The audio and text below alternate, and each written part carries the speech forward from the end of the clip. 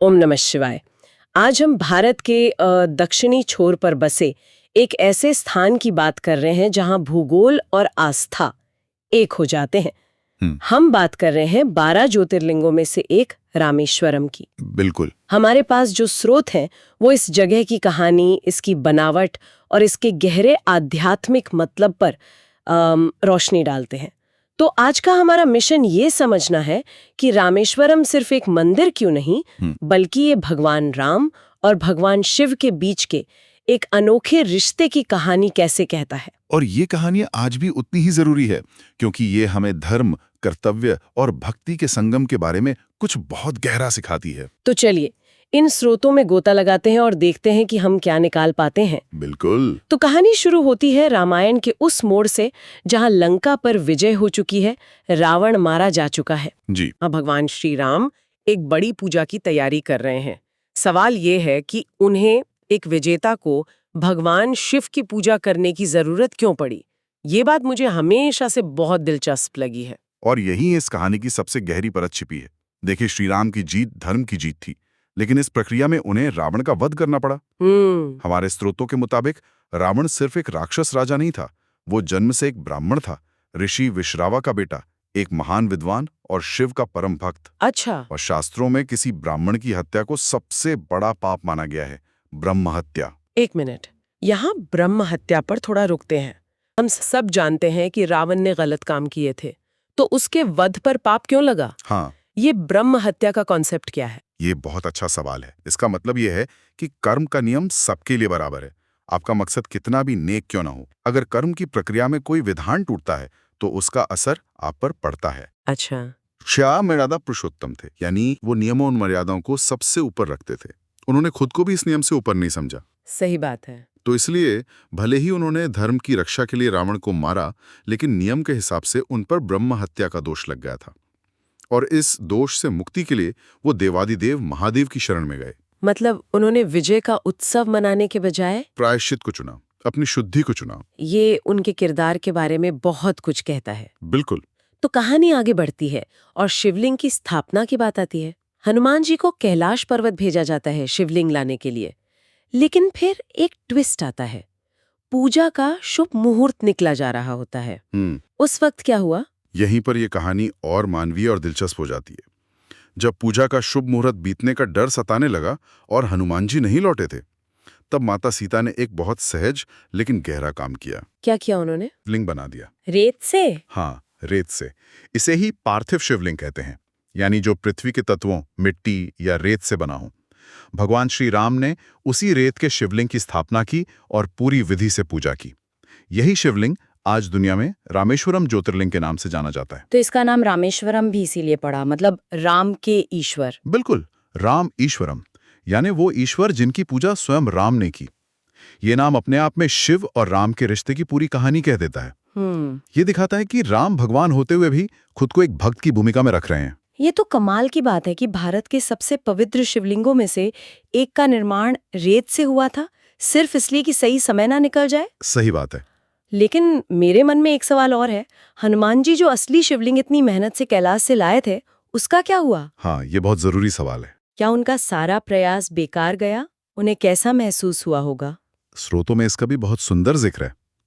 जब हनुमान जी शिवलिंग लेकर लौटे और देखा कि पूजा तो हो चुकी है, तो स्वाभाविक रूप से उन्हें बहुत निराशा हुई। जाहिर है। उन्हें लगा कि उनकी सेवा अधूरी रह गई, वो दुखी हो गए।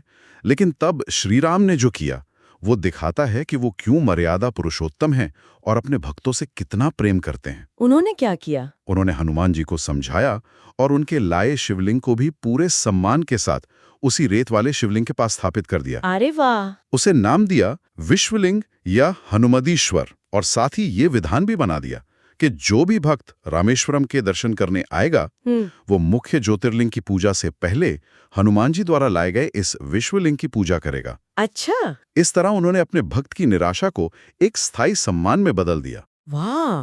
तो ये कहानी सिर्फ शिव और राम की नहीं, बल्कि राम और हनुमान के अटूट रिश्ते की भी है।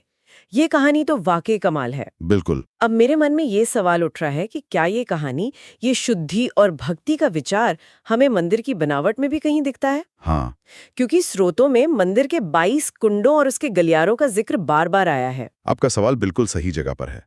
रामेश्वरम मंदिर का हर कोना इसी कहानी को आगे बढ़ाता है। आप 22 कुंडों की बात कर रही हैं, जिन्हें तीर्थम कहा जाता है। जी, तीर्थम। ये सिर्फ पानी के कुंड नहीं है, ये शुद्धि की प्रक्रिया का एक भौतिक रूप है। मान्यता है कि मुख्य ज्योतिर्लिंग के दर्शन से पहले भक्त इन 22 कुंडों के जल से स्नान करता है। लेकिन ये 22 ही क्यों?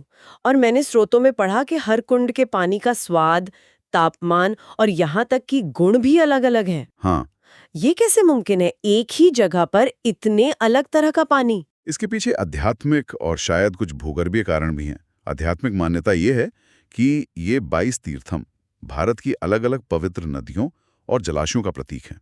अच्छा। जब आप इनमें स्नान करते हैं तो आपको एक ही जगह पर सभी तीर्थों में स्नान का पुण्य मिल जाता है। और पानी का अलग होना? वो आज भी एक रहस्य है। कुछ लोग मानते हैं कि ये अलग-अलग भूमिगत जल स्रोतों से जुड़े हैं, लेकिन इसका प्रतीकात्मक महत्व ज्यादा बड़ा है।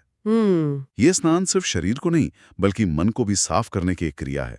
हर कुंड में डुबकी लगाकर आप अपने पापों और अहंकार को पीछे छोड़ते हुए शुद्ध होकर भगवान के सामने पहुंचते हैं। बिल्कुल वैसे ही जैसे श्री राम ने खुद को शुद्ध किया था। बिल्कुल। तो ये एक तरह का आध्यात्मिक रीसेट बटन है। हाँ, कह सकते हैं। अब बात करते हैं उस चीज की जो तस्वीरों में सबसे ज्यादा दिखती है मंदिर के, वो लंबे लंबे गलियारे। जी। स्रोतों में लिखा है कि ये दुनिया के सबसे लंबे मंदिर गलियारे हैं। ठीक है, ये एक फैक्ट है, लेकिन सिर्फ लंबे होने के अलावा इनमें क्या खास बात है? ये गलियारे असाधारण से भी बढ़कर हैं। आप जिन गलियारों की बात कर रही हैं वो सिर्फ एक रास्ता नहीं है, वो अपने आप में एक अनुभव है। अच्छा। इनकी कुल लंबाई लगभग 1220 मीटर यानी 1 किलोमीटर से भी ज्यादा है, और इनकी खासियत है इनके 1000 से ज्यादा नक्काशीदार खंबे। 1000 से ज्यादा? जी हाँ। जब आप इन गलियारों से गुजरते हैं तो ऐसा लगता है जैसे आप समय में पीछे चले गए हैं। और क्या ये डिजाइन जानबूझकर ऐसा बनाया गया है? जी। इसका कोई मनोवैज्ञानिक असर भी होता है? बिल्कुल। स्रोत बताते हैं कि इन्हें इस तरह डिजाइन किया गया था कि जैसे जैसे आप गर्भ घेरे की ओर बढ़ते हैं, बाहर की दुनिया की आवाज और रोशनी धीरे धीरे कम होती जाती है। ये गलियारे आपको बाहरी कोलाहल से निकालकर आपकी आंतरिक शांति की ओर ले जाते हैं। हर खंबे पर आपको देवी देवताओं और पौराणिक कथाओं की नक्काशी मिलेगी। तो जब आप उस गलियारे से गुजरते हैं तो आप सिर्फ चल नहीं रहे होते, आप एक तरह से तस्वीरों में पूरी रामायण और शिव पुराणों को दोबारा जी रहे होते हैं। मतलब ये आपको मानसिक रूप से दर्शन के लिए तैयार करता है। एकदम सही। तो मतलब मंदिर की पूरी बनावट ही एक यात्रा है। 22 कुंडों में बाहरी शुद्धि, और फिर गलियारों में मानसिक और आध्यात्मिक तैयारी, और अंत में गर्भगृह में ईश्वर से मिलन। जी। ये तो बहुत गहरा सोचा गया है। यही भारतीय मंदिर वास्तुकला की खूबी है।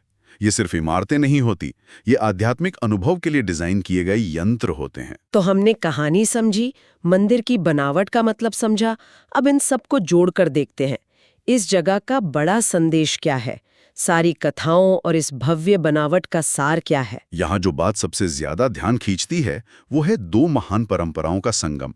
वैष्णव परंपरा जो विष्णु और उनके अवतारों को मानती है, और शैव परंपरा, और शैव परंपरा जो शिव को परमेश्वर मानती है।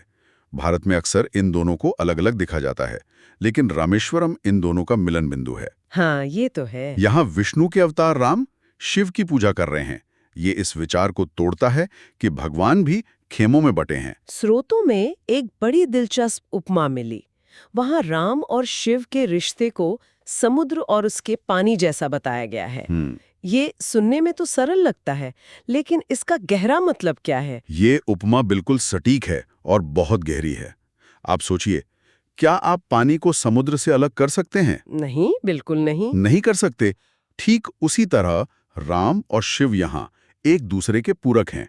अगर समुद्र की विशालता, उसकी शक्ति, उसका तूफान भगवान शिव का प्रतीक है, तो उसके अंदर की शांति और गहराई राम की भक्ति है। बिल्कुल। उसकी अथाह शांति, स्थिरता और गहराई भगवान राम की भक्ति का प्रतीक है। मतलब धर्म की स्थापना के लिए सिर्फ शक्ति काफी नहीं है, गहराई और विवेक भी चाहिए। सही बात है। राम ने शिव की पूजा करके ये दिखाया कि